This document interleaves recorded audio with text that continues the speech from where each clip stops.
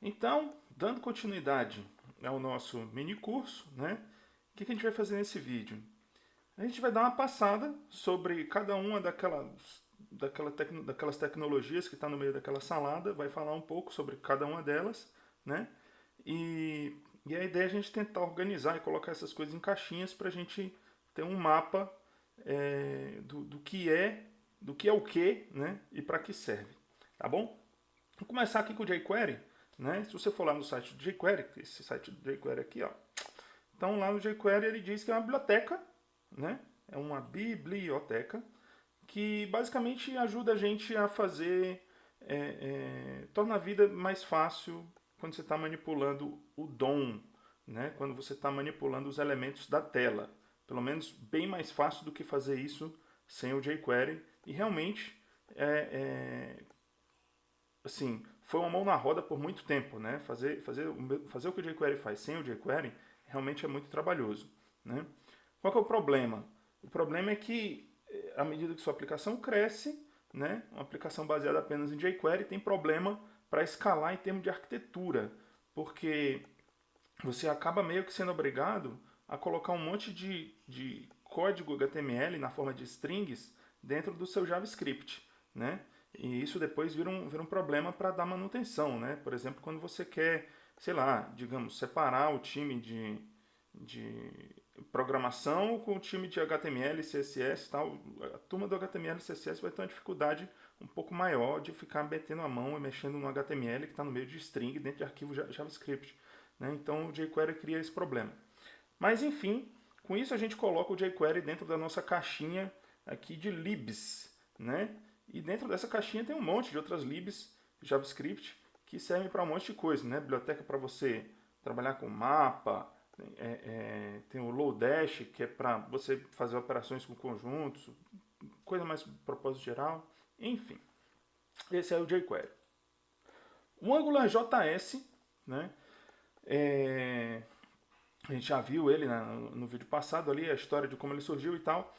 Ele ele fica meio no meio do caminho ali entre uma lib e um framework, né? Na verdade, o AngularJS ela é uma lib, ele é uma biblioteca, você inclui ela na sua página, você pode fazer com que ele cuide da renderização de um pedaço dessa página, por exemplo, né? Mas que normalmente você acaba usando o AngularJS para construir o seu framework da sua aplicação, né? Em cima do qual você vai componentizar as coisas. Né? Então o AngularJS foi realmente o cara que popularizou o conceito do MVC, né? Que separa os dois mundos, o M do V. Né? O que eu quero dizer com isso? Você tem o mundo do modelo, né? Onde vivem seus objetos, e aí você modela as coisas, as entidades que fazem parte do seu negócio no mundo do modelo na forma de código, na forma de objetos. Né? Então você tem uma lista de itens, uma lista de produtos, né? E aqui no V você pega e faz a sua view, né? Olha, eu tenho uma tabela aqui, né? Que mostra os produtos. Eu tenho um botão que é azul, né? Esse é o V. E aí o AngularJS ele permite você programar essas duas coisas de maneira separada e ligando de uma maneira muito elegante, né, esses dois mundos para que as coisas fiquem mais separadas. Então ele popularizou esse conceito do MVC, que é justamente essa arquitetura que separa as coisas. Né? Tem até um vídeo que eu fiz explicando melhor um pouco esse conceito lá no site do curso do NG Masters, que é esse vídeo aí, porque o AngularJS é tão sensacional, tem a descrição aqui no vídeo. Tá bom? Então isso a gente coloca então o AngularJS na nossa caixinha de frameworks. Né? Então, porque o AngularJS ele tem essa dualidade lib-framework, né? Que nem a luz, né? Ela horas se comporta como uma onda, horas se comporta como uma partícula, né? Então o AngularJS ele tem essa dualidade, ele horas se comporta como framework e horas se comporta como lib. Na verdade, vai de como a gente usa ele. Beleza. E aí começam a ser relevantes você conseguir usar algumas ferramentas de build, né? Porque o seu projeto começa a crescer, né? Começa a ter um monte de arquivinhos JavaScript, um monte de arquivinhos CSS, e se você simplesmente fizer uma página HTML que referencia toda essa galera, o browser vai demorar para baixar esse monte de coisa. Aí o que você precisa fazer? Precisa minificar, concatenar todo mundo no arquivo só para ficar mais fácil do browser baixar. E aí existem ferramentas que ajudam nesse tipo de tarefa, né, de automação, de build, né?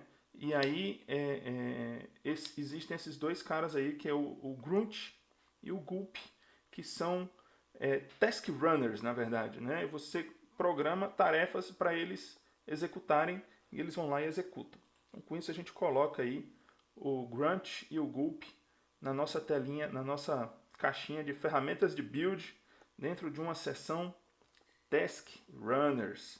Beleza? Esses caras, eles são escritos em JavaScript, né? O Grunt e o Gulp, eles são escritos em JavaScript.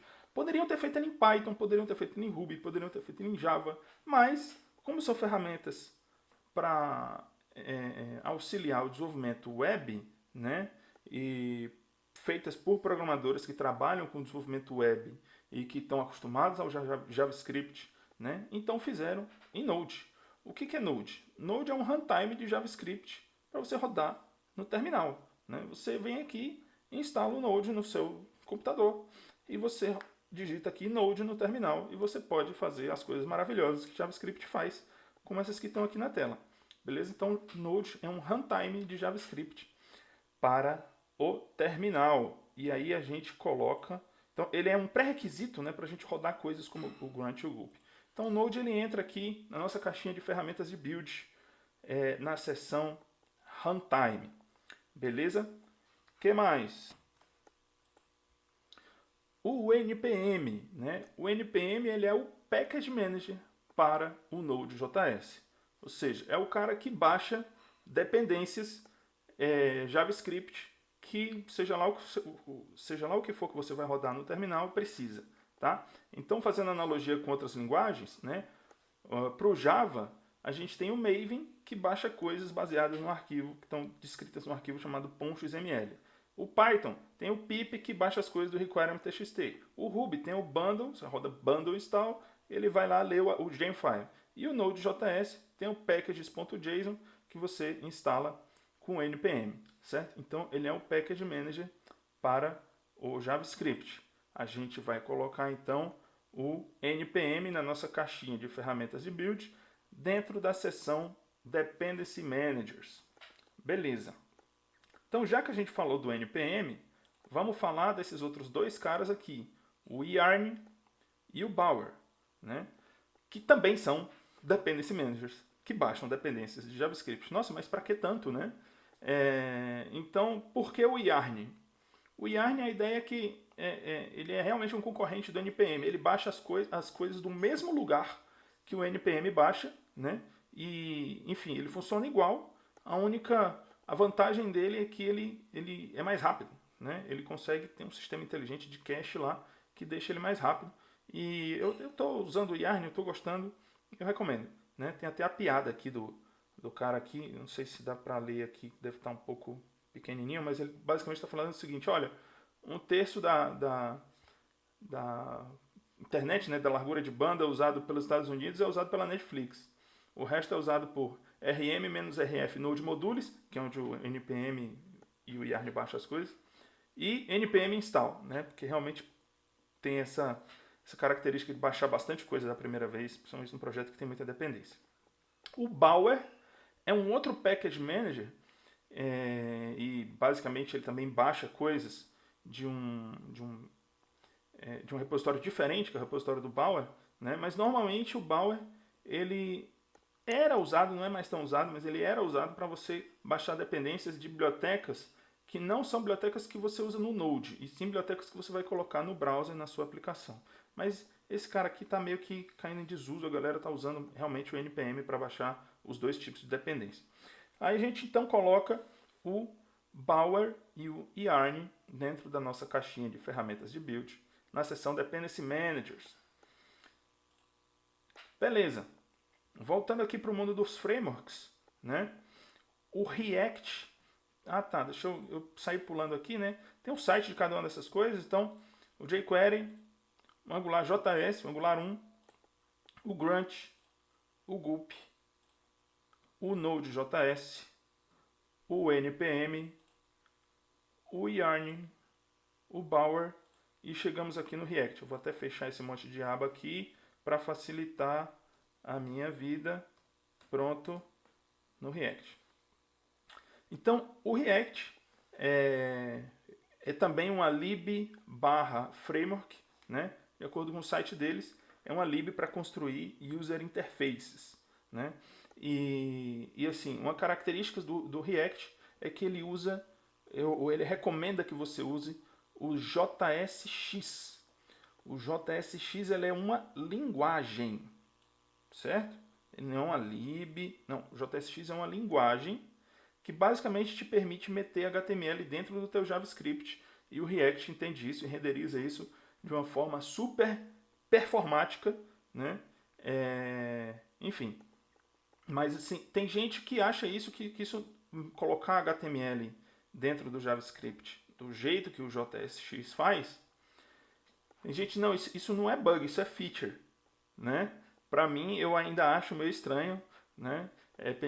Lembrando de por que a gente saiu do jQuery, isso parece um pouco estranho. Mas eu confesso que eu não tenho uma experiência grande com React para poder dizer, né? Não tem nada a ver. Enfim, de qualquer jeito, eu acho esquisito você conseguir, eu acho difícil você conseguir separar o trabalho de programação e o trabalho de HTML e CSS, né, que normalmente você dá para equipes diferentes, num projeto feito usando essas tecnologias, justamente porque você vai ter esse tipo de mistura dentro dos mesmos arquivos, tá bom? Então, com isso, a gente coloca aqui o React dentro da nossa caixinha de frameworks, o JSX dentro de uma nova caixinha de linguagens, e existe essa conexão aqui, esse elo de ligação entre eles, tá bom? E aí vem a pergunta, né? Para a gente conseguir fazer o browser entender essa nova linguagem, JSX, bom, o browser roda JavaScript, né? Se a gente está construindo algum tipo de aplicação numa linguagem diferente, a gente precisa traduzir esse código para o JavaScript que o browser entende, né? E a gente faz isso usando um outro tipo de ferramenta que é o Babel, que é um transpilador de código, né? O que é transpilação, né? Transpiling, né? É translate mais compiling, né? Ou seja, ele traduz/compila alguma linguagem de entrada, que pode ser o JSX, para JavaScript, né? Então você usa o Babel em conjunto com alguma outra ferramenta de build, no seu processo de build, para pegar, digamos, o seu código JSX que você fez para o React e transformar em JavaScript nativo, né? o ECMA 5 que o browser entende. Então o Babel ele entra aqui na nossa caixinha de ferramentas de build, na seção transpiladores, e tem essa ligação aqui para dizer que ele pode traduzir, por exemplo, JSX em JavaScript 5. Então, esse é o site do React, né? Uma biblioteca, está dizendo aqui que é uma biblioteca, do JSX, a linguagem, e do Babel. Pronto, fechar essas três abinhas aqui. Cada tecnologia tem o seu site. O próximo é o Vue.js. Ah, o Vue.js. Eu estou adorando esse cara, né? Sou fã aqui, coraçãozinho e tudo mais. Também tem essa dualidade lib framework, né? Então o Vue.js ele permite que você use ele como uma lib, né? Você simplesmente pode pegar a sua página, meter a tag script lá, baixar o JS direto de uma CDN e sair usando o Vue.js num pedacinho da sua página.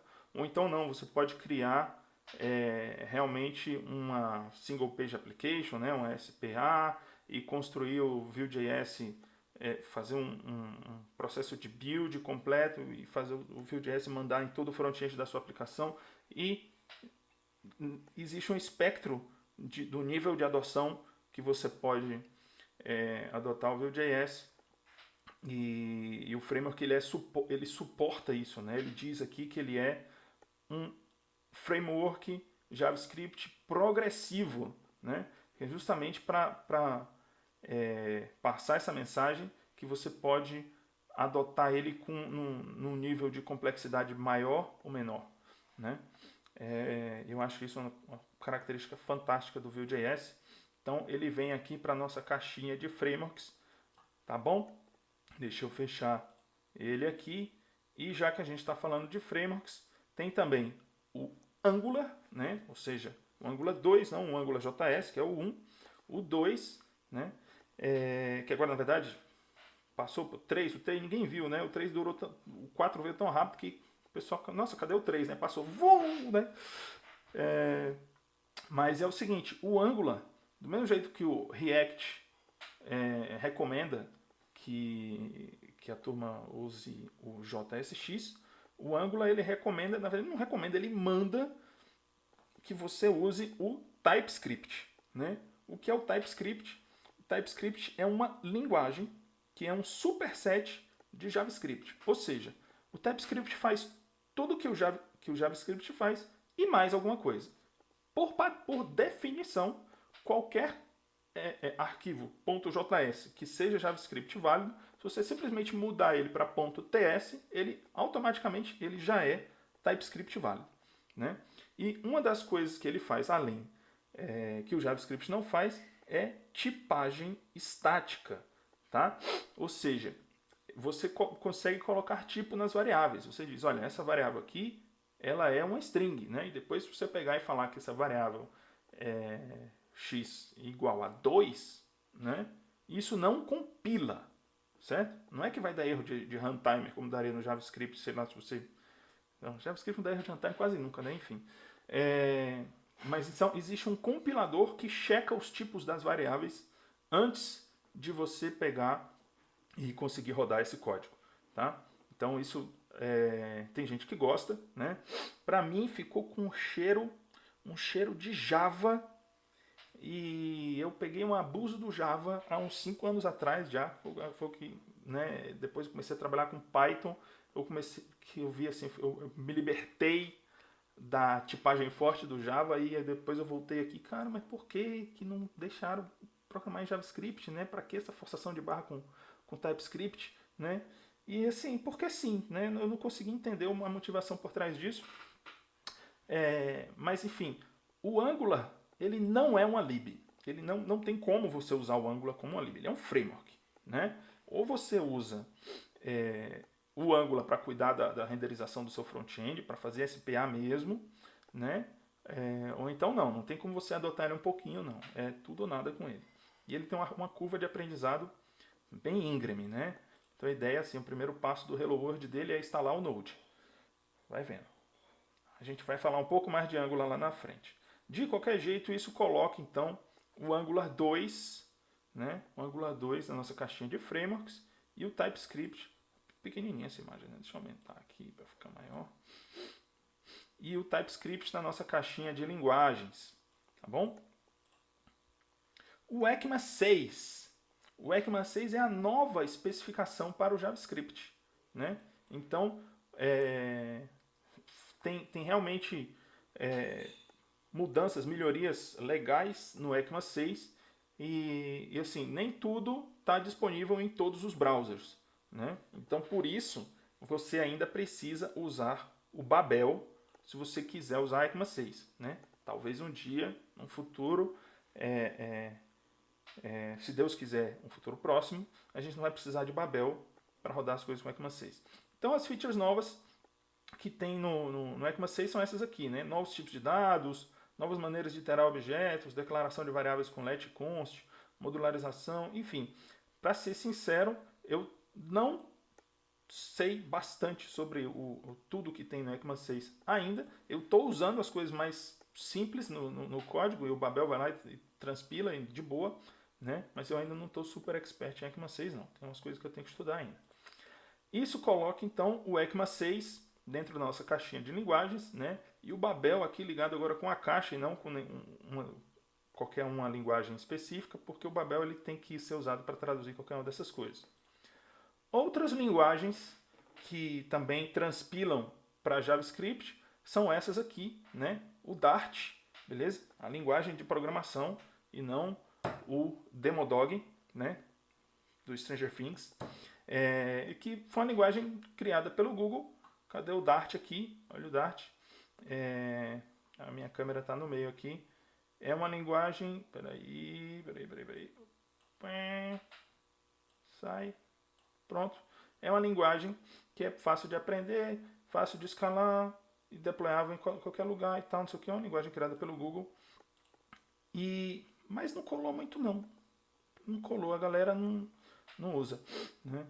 Pelo menos eu não vejo muito o nego usar Dart. O pessoal usa um pouquinho mais o CoffeeScript, que é mais uma linguagem inventada para ser transpilada para JavaScript.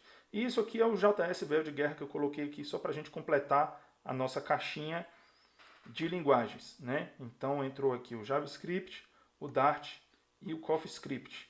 Né? Continuando a falar de frameworks, existem outros frameworks que não estão sendo tão populares quanto os três grandes, né? Angular, React e Vue.js, né? Mas são frameworks que, assim, são bons frameworks, né?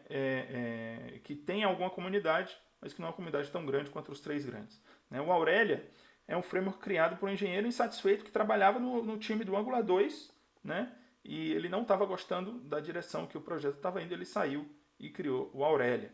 O Ember é um framework que já existia desde a época do AngularJS, né? E que tem uma comunidade grande, de acordo com o site deles aqui, tem uma galera grande que usa. Olha só, quem que está usando, né?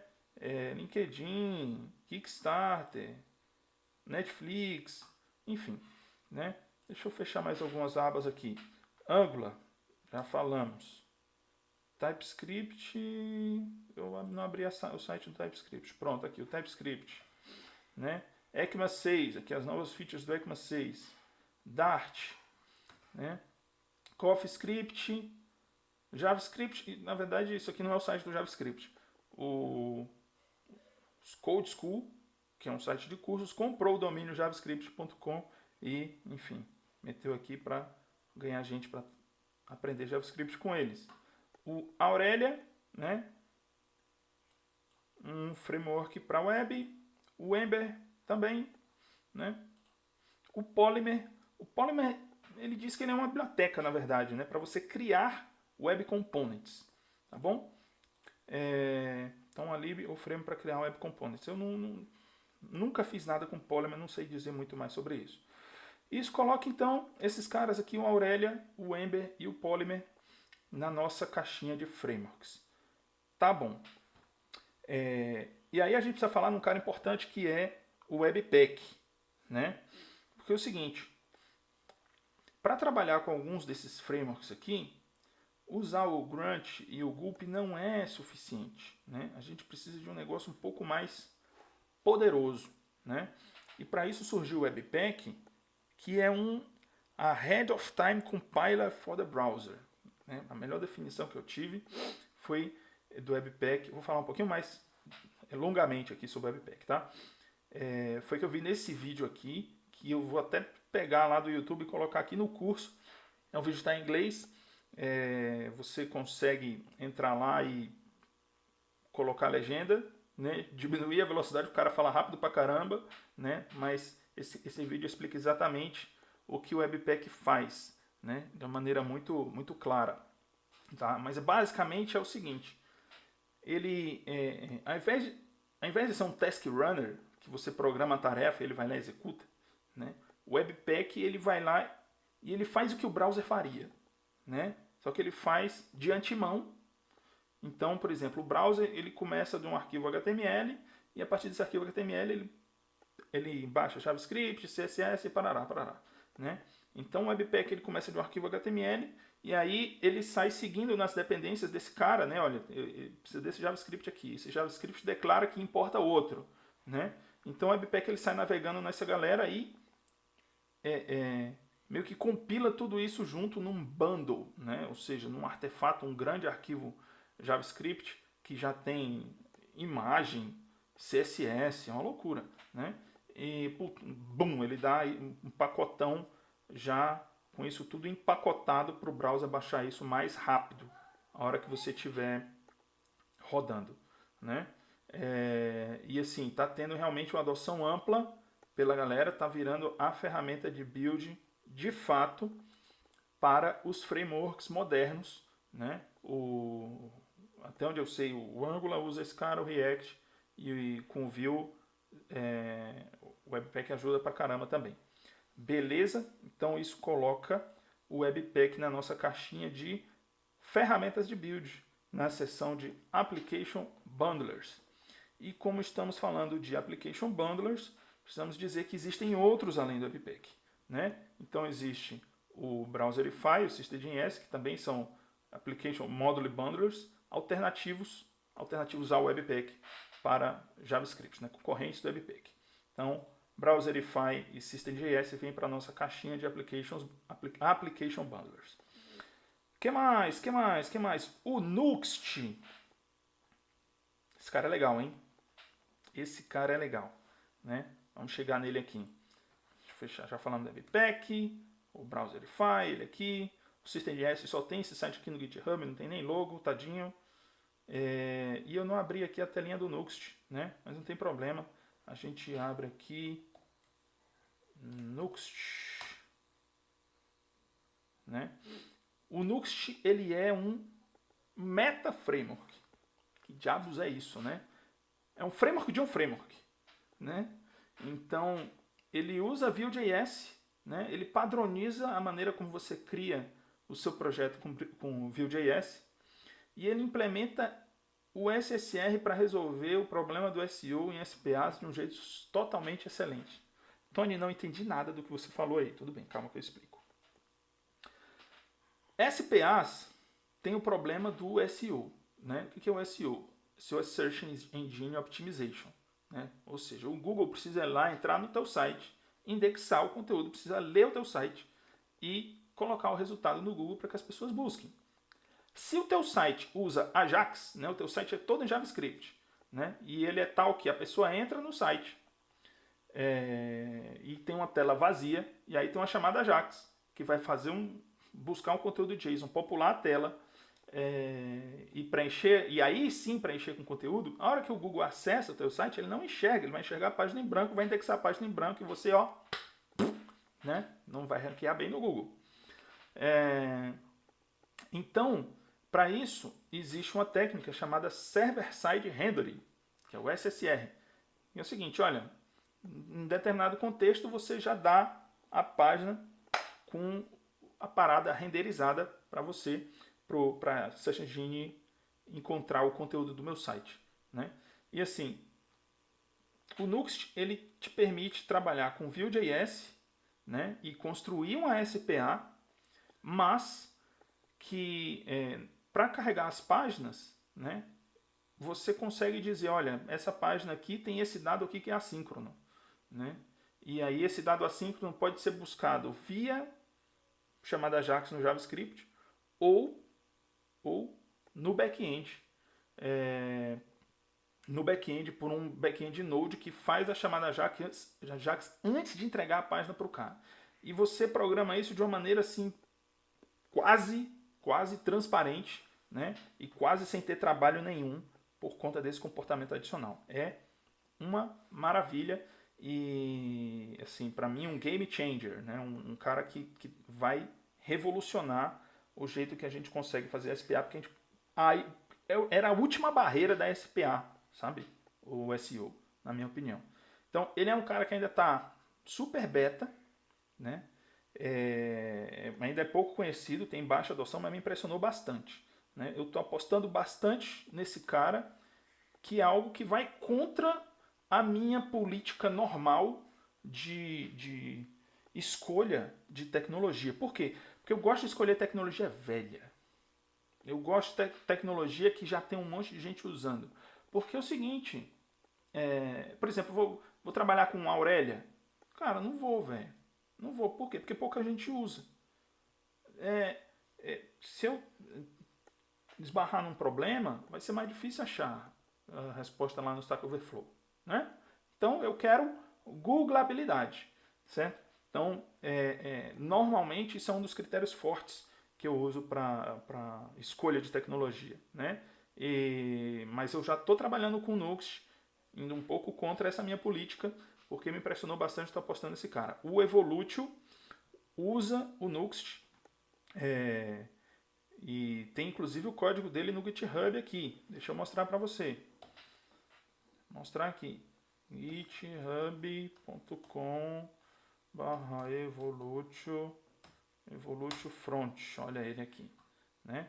Então esse cara, ó, tem aqui o Nuxt config.js, né, um arquivinho que descreve aqui o projeto para o Nuxt, tá bom? Você pode baixar ele aqui, dar um npm install, npm run dev, e você vai ver o front-end do Evolutio rodando na sua máquina, tá bom?